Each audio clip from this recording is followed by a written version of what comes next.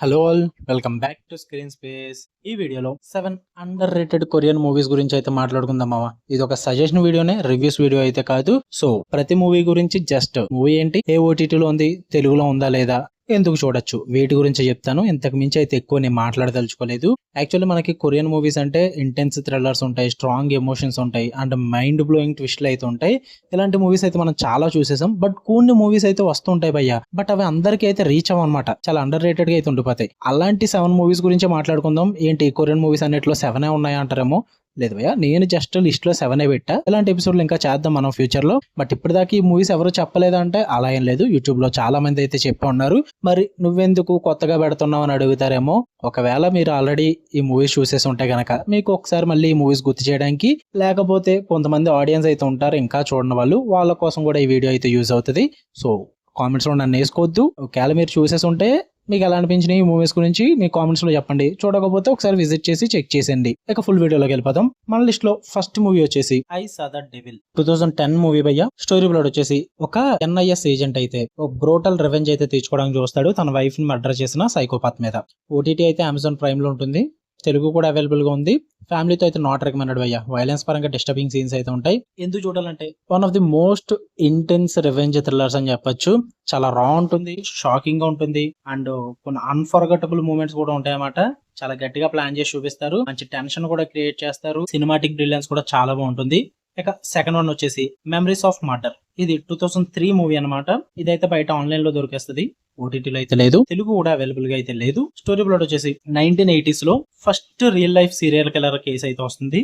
దాన్ని ఎలా సాల్వ్ చేశారన్నది దీని స్టోరీ. ఫ్యామిలీతో అయితే నాట్ వాచబుల్ అని చెప్తా. మెచ్యూర్ థీమ్స్ ఉంటాయి, డార్క్ టోన్ కూడా ఉంటుంది.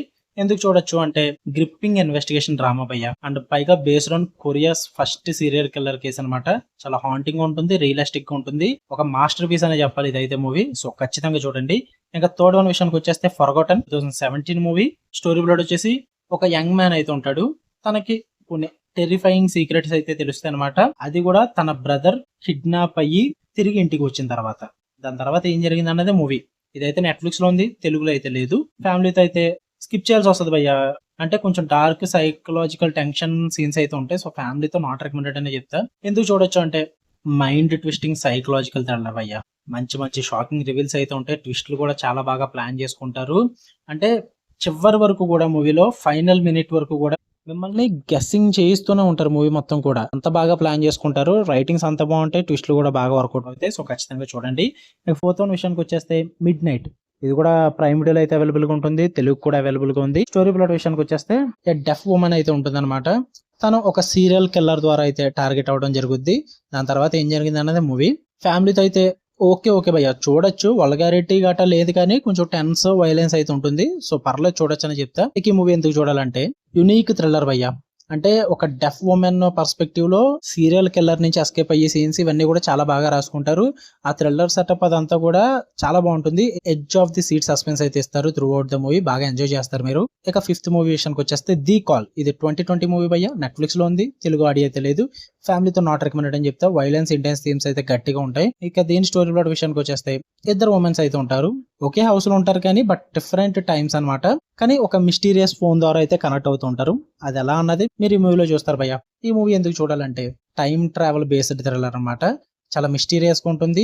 అండ్ ఆ ఫోన్ కాల్ కనెక్ట్స్ అన్నది ఇద్దరు ఉమెన్స్ మధ్య చాలా డిఫరెంట్ టైమ్స్ లో చాలా బాగా చూపిస్తారు. మంచి ట్విస్ట్లు కూడా రాసుకుంటారు. పర్ఫార్మెన్సెస్ కూడా చాలా బాగుంటాయి భయ్య. సూపర్ గా ఉంటుంది మూవీ అయితే. టైం ట్రావెల్ బేస్డ్ థ్రిల్లర్ చూసే వాళ్ళకైతే మంచి మూవీ అని చెప్తా. ఇంకా సిక్స్త్ వన్ విషయానికి వచ్చేస్తే హోప్. ఇది ఒక 2013 మూవీ, ఆన్లైన్ లో అవైలబుల్ గా ఉంటుంది, తెలుగులో అయితే నాకైతే దొరకలేదు. ఇన్ కేస్ మీకు దొరికితే నాకు ఇన్ఫార్మ్ చేయండి. ఫ్యామిలీతో అయితే చూసొచ్చు భయ్య, బట్ కొంచెం ఎమోషనల్లీ హెవీగా ఉంటుంది అండ్ సెన్సిటివ్ సబ్జెక్ట్ అయితే ఉంటుంది అనమాట.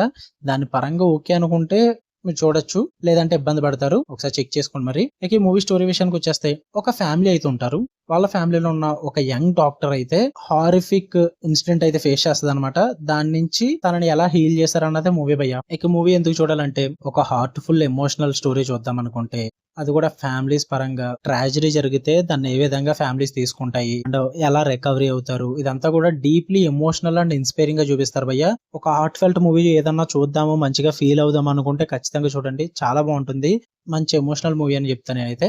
ఇక లాస్ట్ వన్ వచ్చేసి కన్ఫెషన్ ఆఫ్ మర్డర్. ఇది 2012 మూవీ. రీసెంట్ గానే ఈ మధ్యనే ఫ్రీ సైడ్స్ లో కూడా వచ్చింది, బట్ ప్రైమ్ వీడియోలో అయితే ఉంటుంది, తెలుగులో కూడా అవైలబుల్ గా ఉంది. ఫ్యామిలీతో కొంచెం మెచ్యూర్ థీమ్స్ ఉంటాయి, యాక్షన్ వైలెన్స్ కూడా ఉంటాయి. అవి స్కిప్ చేసుకోగలను అనుకుంటే చూడొచ్చు, మరి లేదనుకుంటే లేదు. స్టోరీ ప్లాట్ వచ్చేసి ఒక సీరియల్ కిల్లర్ అయితే ఒక బుక్ అయితే పబ్లిష్ చేస్తాడు అనమాట, అది కూడా తన క్రైమ్స్ గురించి. దాని తర్వాత ఏం జరిగింది అన్నదే మూవీ. ఇక ఈ మూవీ ఎందుకు చూడాలంటే clever and fast paced thriller భయ్య, విత్ యునిక్ కాన్సెప్ట్. సో అందుకే చూడాలి. సీరియల్ కిల్లర్ ఒక బుక్ రాయడం అన్నదే కొంచెం కాన్సెప్ట్ చాలా కొత్తగా ఉంటుంది. అది కూడా జస్టిస్ నుంచి ఎస్కేప్ అవ్వడానికి రాస్తాడు. అసలు అది ఎలా చేశాడు, అసలు అలా చేయాల్సిన అవసరం ఏంటి, ఇదన్నీ కూడా చాలా ఇంట్రెస్టింగ్ గా ప్రెజెంట్ చేసి చూపిస్తారనమాట. మంచి యునిక్ కాన్సెప్ట్ అని చెప్పొచ్చు. అండ్ కిల్లర్ పరంగా కానీ పోలీసుల పరంగా కానీ సీన్స్ అన్ని కూడా చాలా బాగా రాసుకుంటారు మామ. సూపర్ ఉంటాయి ఆ సీన్స్ అన్ని కూడా, ఖచ్చితంగా చూడండి. ఇవి మన లిస్ట్ లో most under rated Korean movies భయ్య. ఇలాంటివి ఇంకా చాలా ఉన్నాయి. ఇలాంటి లిస్టులు కూడా ఇంకా నేను తీసుకొస్తూనే ఉంటా టైం కుదిరినప్పుడల్లా. నాకు ఈ వీడియో పెట్టడానికి టైం దొరకలేదు. యాక్చువల్లీ ఈ వీడియో 1 వీక్ బ్యాక్ పెట్టాలి. 1 వీక్ బ్యాక్ రెడీ అయిన వీడియోని ఇప్పుడు పెడుతున్నానంటే అర్థం చేసుకోండి కంటెంట్ ఎంత ఉండిపోతుందో. అందువల్ల అవ్వట్లేదు. ఇంకా వేరే సజెషన్స్ ఏమైనా కావాలనుకుంటే మీరు కామెంట్ సెక్షన్ లో నాకు చెప్పండి, నేను సజెస్ట్ చేస్తాను. But too much long reviews అయితే అడగొద్దు. సిరీస్ లో ఎక్కువ ఎపిసోడ్లు ఉన్నవి అలాంటివి అడిగితే మరి మీరు వెయిట్ చేస్తాను అనుకుంటే ఓకే, టైం లేట్ అవుతుంది అలాంటివి చూసి రివ్యూ పెట్టడానికి. అండ్ ఎలాంటి సినిమాటిక్ జంప్స్ కూడా ఏమన్నా ఉంటే గనక నేను ఇంకా చెప్తూనే ఉంటాను, రివ్యూస్ పెడుతూనే ఉంటాను, సజెషన్స్ కూడా ఇస్తూనే ఉంటాను. సో వీడియోని ఖచ్చితంగా లైక్ చేయండి, షేర్ చేయండి, and most importantly channel subscribe చేయడం మాత్రం మర్చిపోవద్దు. మళ్ళీ నెక్స్ట్ వీడియోలో కలుద్దాం. హ్యాపీ వాచింగ్ భయ్యా, లవ్ యూ ఆల్, బై.